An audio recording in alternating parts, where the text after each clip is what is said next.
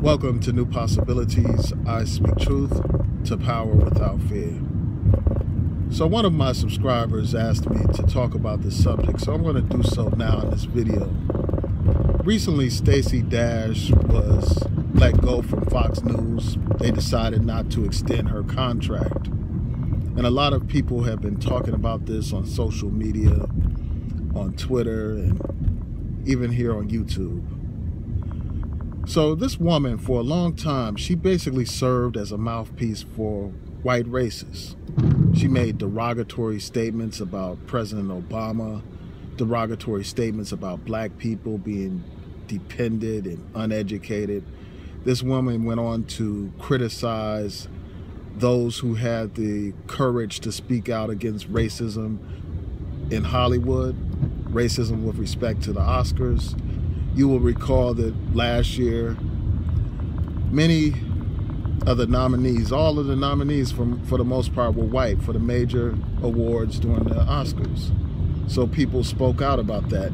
And this woman was critical of those who spoke out. And she also went on to criticize Black History Month, saying that there's no need for a Black History Month. She went on to talk about how there's no need for BET and Black awards programs, and if I'm not mistaken, she also mentioned the Image Awards as well. So this woman just has a track record of basically serving as a buffer for white supremacy. So what that means is, in order to protect people from allegations of racism, what they do is they get these puppet Negroes to serve as a buffer.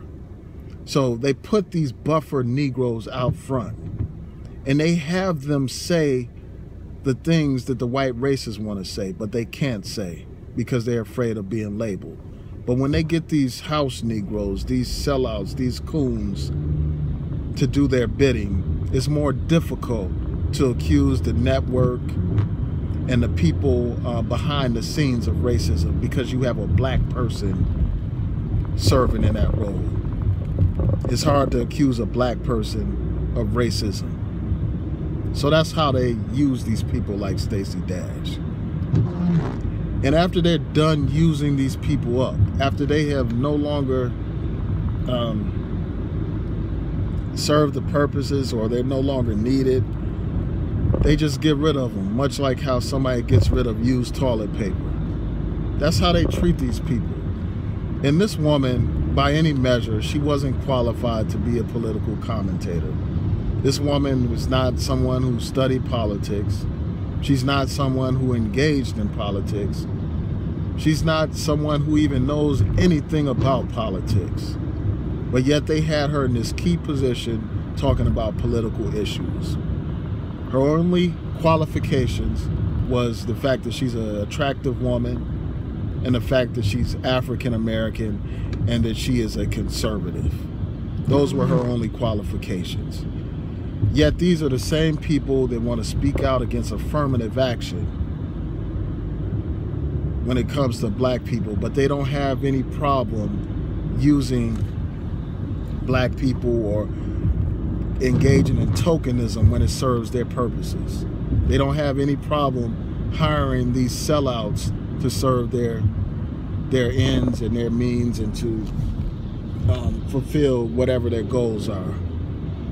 And, you know, I just think that this is a matter of karma. It's coming back to you. I mean, you put evil out into the world, evil returns to you.